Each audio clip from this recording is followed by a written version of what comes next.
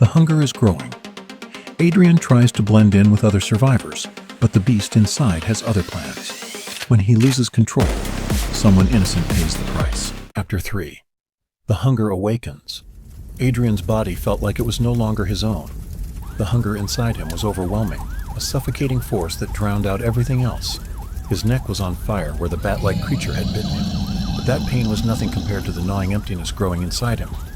His senses were razor sharp, his mind clouded by a primal urge that he couldn't control. The others, Sarah and Marcus, were still trying to get him to the shelter, but every step Adrian took was heavier than the last. His vision blurred, and every noise, every movement, became a source of raw, uncontrollable hunger. He wanted to rip into anything, anyone, and drink deeply until that hollow feeling inside him went away. Adrian, Sarah's voice broke through the fog in his mind. Stay with us. Focus. We need to keep moving. But Adrian wasn't listening. He didn't hear her. His gaze locked on something ahead, something moving, stumbling, a figure limping toward them, a survivor who had fallen behind. It wasn't Sarah. It was a woman, one of the others who had been in their group, though Adrian couldn't remember her name. She had been trailing behind ever since the chaos started, her footsteps faltering with exhaustion. Now, she was the only one left in his immediate vicinity, and his instincts surged.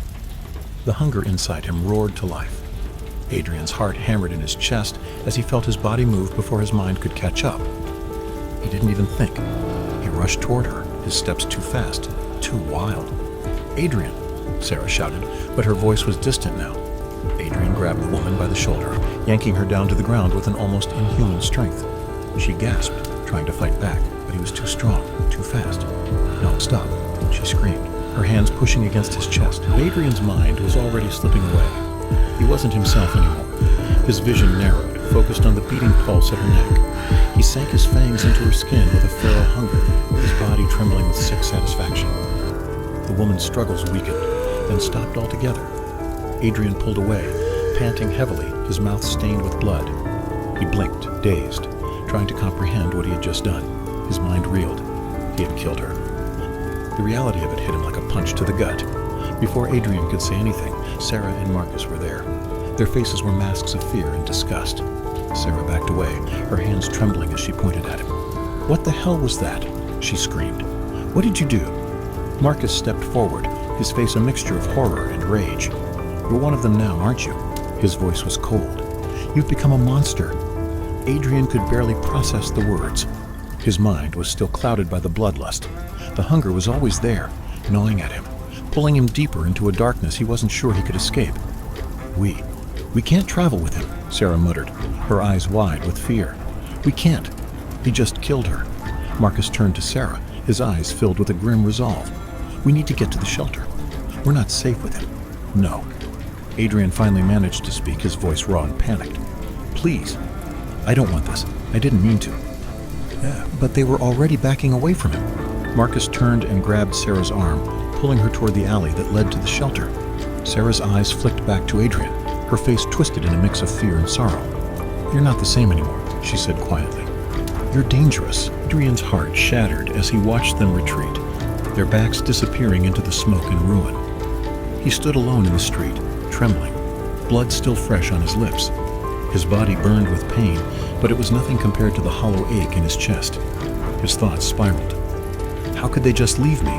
But deep down, he already knew. The hunger had taken over. He'd bitten that woman, killed her, without thinking, without hesitation.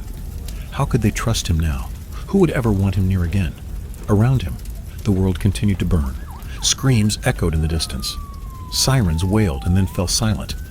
And Adrian stood frozen in place, a man teetering on the edge of something inhuman. The hunger gnawed at him, relentless. And for the first time, he understood what it truly meant, to become the predator. Chapter 4. The Descent.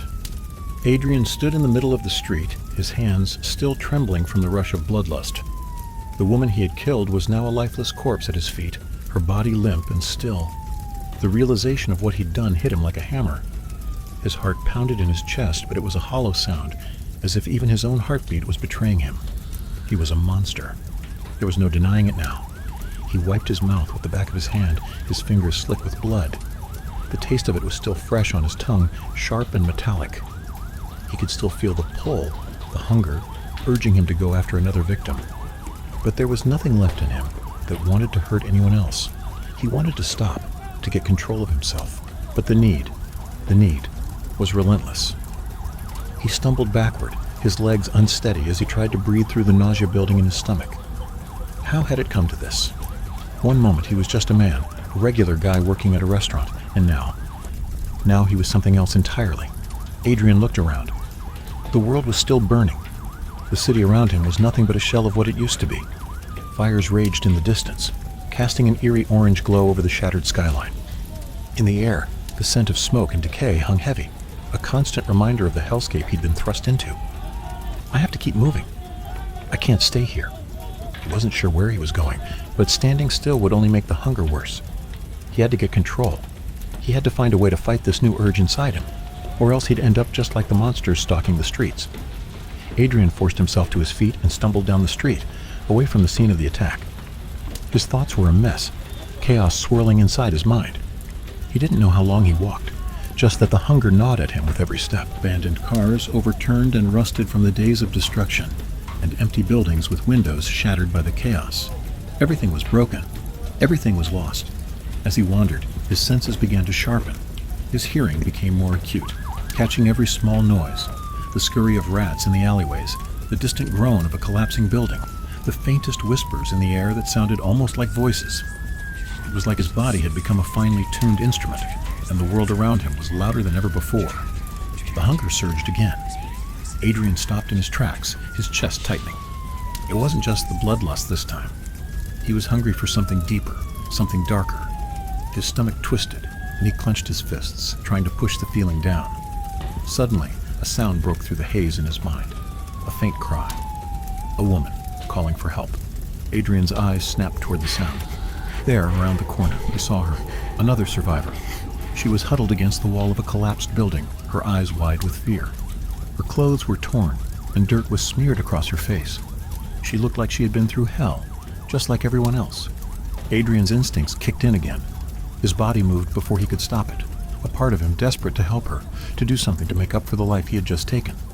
He approached her cautiously, trying to suppress the hunger rising inside of him. But it was there, always there.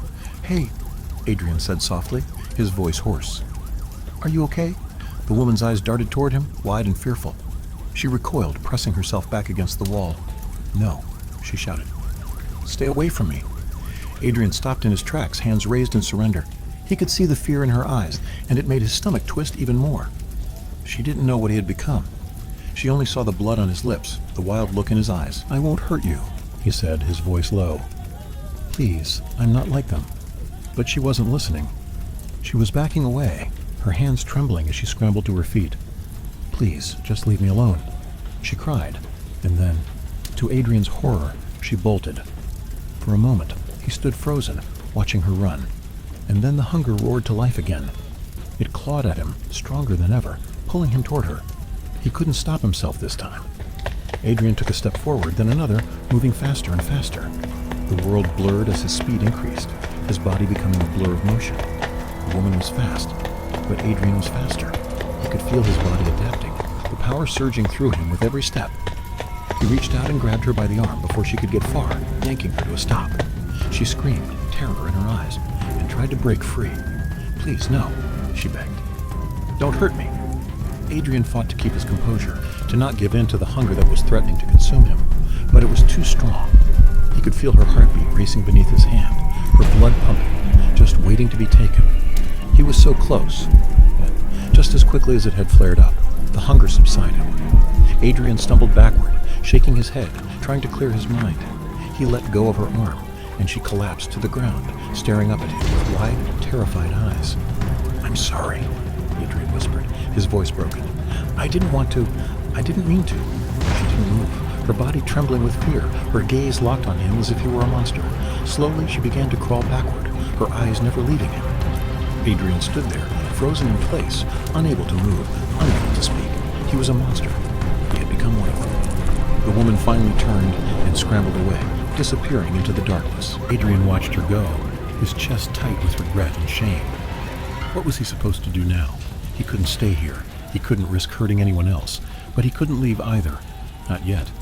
Not until he found a way to stop this curse inside him. Abandoned and horrified by what he's done, Adrian is left to wander alone. More monster than man. For more horror in the apocalypse, like and subscribe to Survival Horror Ambience.